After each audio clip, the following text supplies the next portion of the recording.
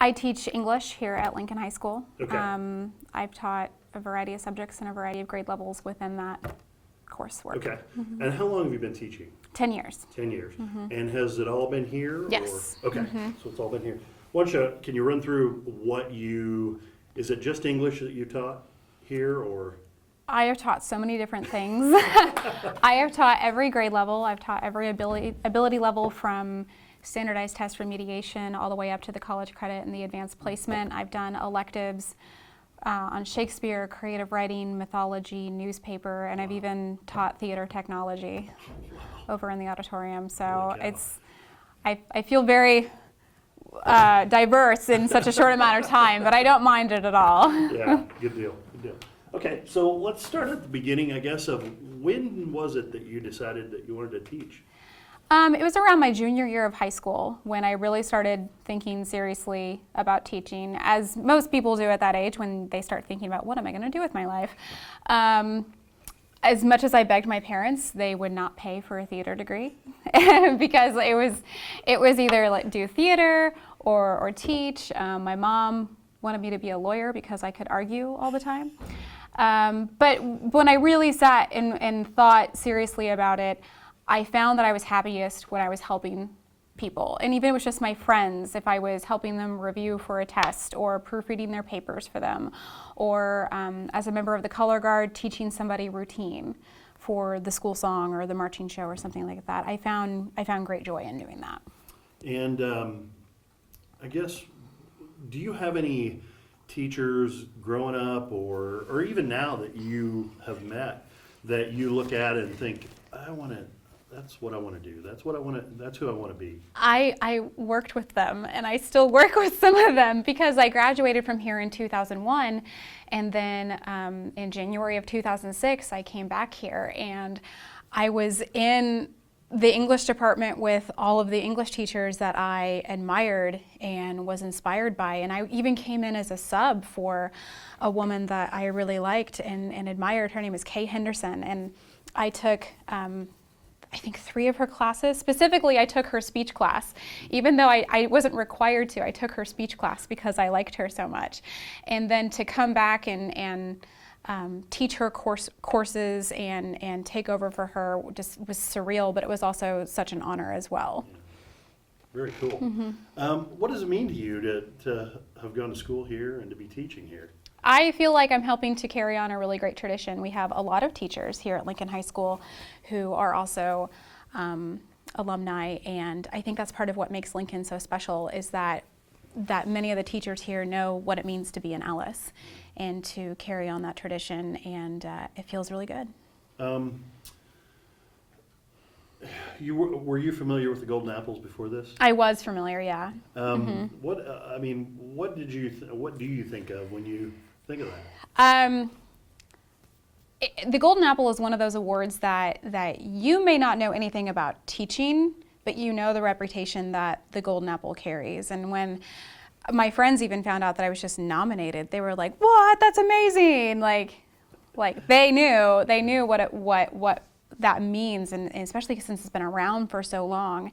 And I've known teachers in the Vincennes area who have won them, and so I know that reputation.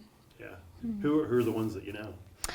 Well, Amber Soderling, Yeah. she and her son nominated me, and so that means the world for someone to have won it to also think that I'm worthy. Like, that's just pretty awesome. Valerie Kelly and Jennifer Vickers, Travis Connor are all just fantastic people, fantastic teachers. And then the first person from Vincennes to win it was Patty Bell from Vigo Elementary. And my mom was a school nurse at Vigo Elementary at the time, and my mom just raved about Patty Bell, and everybody raves about Patty Bell. She really is a fantastic woman, and she's done some amazing writing as well. And to feel or to be told that I'm of that same caliber is quite an honor. Yeah, that's what I was going to ask you. I mean, how does it make you feel? Like, has it sunk in yet that your name is going to be on that list with them? It's sinking in, and the other crazy thing as well is that, like, I've only been at this for 10 years. I've still got miles to go before I sleep. There's a lot more to do. So the goal is now not to peak. So when someone walks into your classroom, what are they going to see? Somebody who's never been here before, what are they going to see when they walk into your room? It may look like organized chaos. Especially in my literature classes, for my college credit classes, I want them to find a way to talk about literature so that it's not just me telling the kids, this is what it's about. I want them to find that on their own and find a way to articulate their ideas. So you may see kids talking one-on-one, you may see small groups, you may see complete and utter silence and everybody on their computer because they're all actually on a chat room. You know, because I have some kids who will never raise their hand, they won't talk in class, but then you put them on a computer and they will just be the most verbose little things you've ever seen. So I like trying to find those different niches for kids to express themselves, and that's really what you would see. Very cool. Just making sure. I always like to glance in there, make sure it's not like doing something squirrely that I don't know about. Talk a little bit about this. This is kind of a rough time to be a teacher. I mean, with everything that's going on. And talk a little bit about what do you think are some of the strengths of being a teacher and some of the weaknesses, I guess the challenges. Oh man. Ugh. Probably one of the best reasons to be a teacher is to know that you are making a difference. There's a lot of days where it doesn't feel like it. Whether it was just a bad day, a bad lesson, or even you open up the newspaper and you see what new legislation there is, or critics against, oh, those teachers against the summers off, and there are days it doesn't feel like that, but then it's then when I have to step back and I look at the big picture, and after 10 years I see what successes some of my former students have, then I know I helped in some way, in some small way, I helped, and that is what keeps me going. Teachers are not martyrs. We're not here to suffer, and yes, it is a calling, that's for sure, but that doesn't mean that we aren't professionals that should be treated as professionals in both pay and respect and I lost my last word, but I mean that I work with kids, and there's others who work with those that are much younger and others that work with much older, but it's all valued professional work. It's not glorified babysitting, and we are professionals who care deeply not only about our students, but also our craft and our content and our subject matter, and that deserves to be recognized on all levels. Sure. Now, why have you ever thought about teaching anything besides high school? College would be the only one. I got my master's degree in English so that I had that flexibility that I could teach dual credit at the high school level, which I could see at the time that I started my degree at Indiana State. I could see that there would eventually be a need for more college credit. But then that also gave me the flexibility as well that if I wanted to leave, that I could possibly go into a collegiate setting. High school is where I feel the most of use. I do. I remember one time a middle school administrator sat me down and talked to me about a lesson that he saw me do, and he told me, you're a good teacher, but you're a good high school teacher. And I go, yeah. It was probably the best constructive criticism that I ever got. I won't deny it whatsoever, because I just feel that this is a good fit for me, and I feel most of use for high school kids. Sure. Talk about not necessarily just the school, but talk about the staff, the students. For somebody who's never stepped foot in the school, tell them a little bit about it. Here at Lincoln High School, the one thing that I see both as the advisor for the OPS, not just as the advisor of the old Post Sentinel, but also just as a teacher.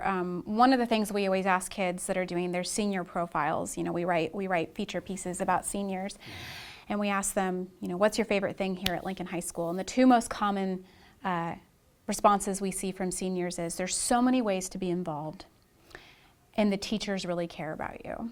That's the number one thing that I hear, is that here at Lincoln High School, you've got at least one teacher who is going to just be on you like white on rice, to make sure that you're doing what you're doing and that you're getting what you need. Because here at Lincoln, everybody matters. Being a slightly rural school, we've seen enrollment drop, even just since I graduated in 2001. But I don't necessarily think that's a bad thing. People try to say like, oh, enrollment's down at Lincoln, but that doesn't mean that the atmosphere has changed, because even when I was a student here, there were teachers who cared about me. There were teachers who pushed me to say, Haley, I think you should do this, and I think this would be a good fit for you, and hey, how are you doing? And I still remember when Andrea Kaskis stopped me in the hallway, and she's like, you need to walk with your head up. You are a smart, pretty young girl. You need to walk with your head up. And I was just like, and my whole day was changed, and my whole atmosphere was changed, the fact that somebody stopped and said that. And now I get to pay it forward. Someone did that for me, and so now as a teacher with the rest of this great faculty, we strive very hard to make sure that every kid is recognized and gets what they need. Good. Do you have any stories or anything that comes to mind when of students, former students, anybody that you really go home that day and say, that's why I'm doing this? Oh man.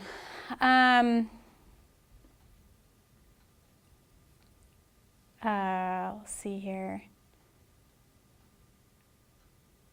I remember there was a young man in one of my speech classes who wasn't doing so hot for the semester, and we were coming up on the big final exam, which was actually a demonstration speech. And he was kind of pushing my buttons when I was telling kids, like, I'm very flexible on what you can do for your speech, blah, blah, blah. And he's like, what if I cleaned a rabbit? And I'm like, what if you did? And he thought that I was joking. I'm like, no, seriously, go ask the administrators if they're okay with you doing this, but I'm fine. And so that kid skipped the first 2 periods of the day, went and killed a rabbit, brought it in, and an administrator was there to make sure that nothing crazy went on, but he gave a fantastic speech on how to clean and dress a rabbit here in this room. And he surprised himself, I think, with how he was capable of doing the work. And even his classmates were like, dude, that was really good. And he ended up having to take the class again. But that wasn't the point. And even that he finally got it, that he was capable of doing it. So then the next time that he took the class, none of it was an issue. That he was able to do the speeches, he knew that he was capable of doing it, and he did it. And then his second demonstration speech, he cleaned a chicken. But you know what? If that's your skill set, I will not begrudge you, because when the zombie apocalypse comes, he's going to outlive us all. And that was when, like, I knew that it was possible, but then right there was a perfect example to me that if we just give kids the opportunity to show us what they're capable of doing, they will surprise you. Because it's so easy for teachers to say, no, I want you to do it this way. When really we need to open up and listen to the kids and let them show us what they're capable of, even if it means that a bunny is going to be cleaned in your room that day. Oh, that's good. And my first year teaching theater technology, I even felt very out of my element. I have a theater minor, and I was really intimidated, and there was a bunch of senior boys who, bless them, I know they signed up for the class because they were like, easy A. And so times were very, very frustrating. And after we did our first show, which was actually a show that I directed, I had some of these boys as stagehands actually do little bits in between the scene changes, and they got so into it. And these are like the jock boys, the popular athletic guys. You'd never catch them in a play on a normal day. And after it was over, I still remember one of the boys was like, I can't believe you made an actor out of me. I was like, well, nobody knows because you were wearing a mask the whole time. But he didn't care. He still was just like, I can't believe I did that. and I was very proud to be part of that, to show him, like, you can do it. Yeah. You know. Very cool. Mm-hmm. Besides just this classroom, I know you do a lot of other things. Mm-hmm. You mentioned the paper. Mm-hmm. Talk a little bit about what all you're involved in when it comes to those things outside of the classroom, I guess. In 10 years, I've been involved in a lot of things here at Lincoln, and I think that's part of being a high school teacher, that I really do think that in a high school, being part of extracurriculars is really part of the culture. And actually, some of my best and some of my favorite involvements with kids and really getting to know them as people have been through extracurriculars. So currently I advise the newspaper, which is a class, and we do some stuff outside of school. But I also sponsor the Gay Straight Alliance. We've been around for 4 years now, and the membership has grown over time, and it's just a nice way for kids to just have a new type of social scene, where really a lot of what we do is family game nights and board nights and getting together at a local coffee place, and for the kids to meet and network and just have a new friendly face in the building. I've been involved with theater for the last few years, both as a director and also in the technical background as well. Very cool. Talk a little bit about the paper, because I know that when we came in to interrupt, that's what you guys were in the middle of. Talk a little bit about what it means to you to be involved in that. The old Post Sentinel is definitely another way in which I feel like I'm coming full circle, because I wrote for the old Post Sentinel when I was a student.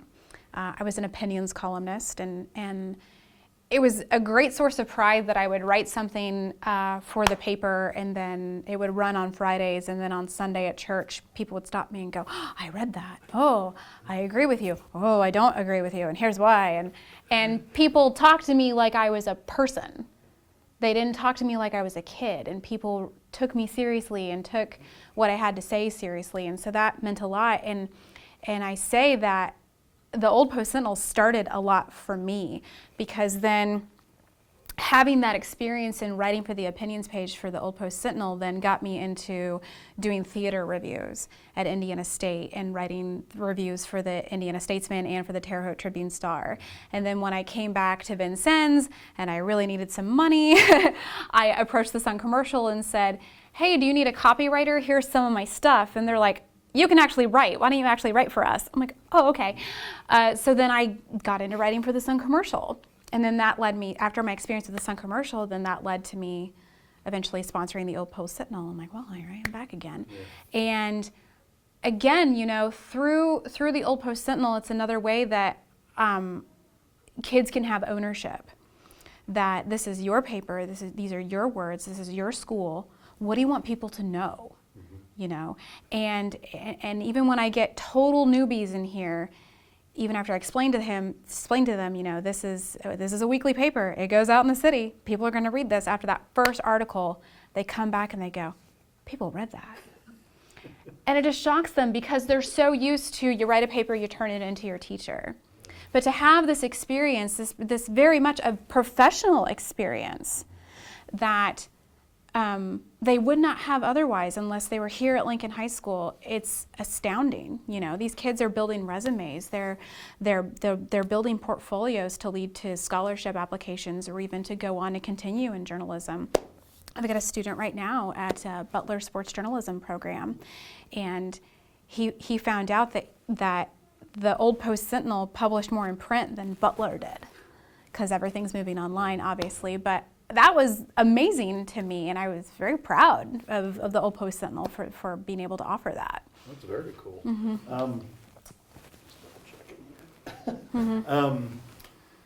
I guess years from now, when you've peaked, oh gosh, and you're gone from this classroom, what do you want your students that you have now to remember about you? What do you want them to remember about your classroom? I just hope I was helpful. That's always what it goes back to. Like, I hope I was helpful. I hope that I was of use, you know. That's the number one compliment that a kid can ever give me, is that they come back and tell me, like, oh, this helped me so much in this class or to get this job or to go on and do whatever, that means the world to me because that tells me that I did something right. That's what I really hope. Good. I think that's it. I have one more question. This won't be in the actual piece. This will be for the program. And we did this last year and it was actually kind of funny and I think everybody liked it. You kind of already gave me something. Oh. Talking about the kid cleaning the class. But I'm asking for funny things that have happened in your class, that something that you can remember. If that one is it, that's pretty good. But I just thought I'd ask and throw that out there. If you can think of a funny instance or, you know, something that teachers would obviously find funny, because, you know, I actually talked to a chemistry teacher and she told me that she decided she was going to teach the kids how fireworks worked, and one of the kids lit her classroom on fire. Oh no. So anything you have like that would be good. I was always astounded when I taught speech how just the framework of covering so many different subjects would lead to these strange conversations, because I would let kids pick their own topics, and then that would lead to, you know, questions and discussions and back and forth and let's explain. And at the time that Gardasil came out, oh God, this is so funny. At the time that Gardasil came out, this is a big controversial thing, and a girl wanted to give her persuasive speech about why women should get the Gardasil shot.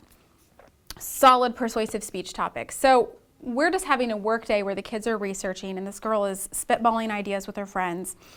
And at the time, the Gardasil vaccine was recommended just for women.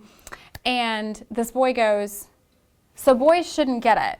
And the girl goes, well, no, right now it's just for girls because it's supposed to help prevent forms of HPV that cause cervical cancer. And he goes, so I can't get cervical cancer.